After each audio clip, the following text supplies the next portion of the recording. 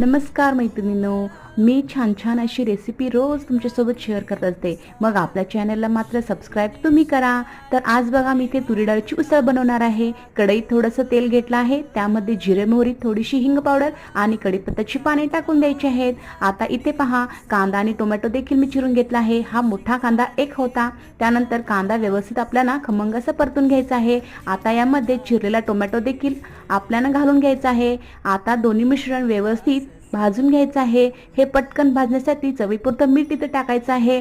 त्यानंतर तिखट आपल्या आवडीनुसार कमी जास्त आपण घालून घ्यायचं आहे. त्यानंतर जी तुरी डाळ शिजवली आहे ना, ती आता यामध्ये मिक्स करून छान असं परतून घ्यायचं आहे. फक्त 2च मिनिटं व्यवस्थित परतल्यानंतर खमंग अशी तुरी डाळीची उसळ तयार होते. आता वरून थोडीशी कोथिंबीर घालून घ्यायची आहे. म्हणजे काय, उसळीची टेस्ट एकदम चमचमीत व लाजवाब होते. मग तुम्ही देखील नक्कीच ट्राय करा गावरान तुरी डाळीची उसळ.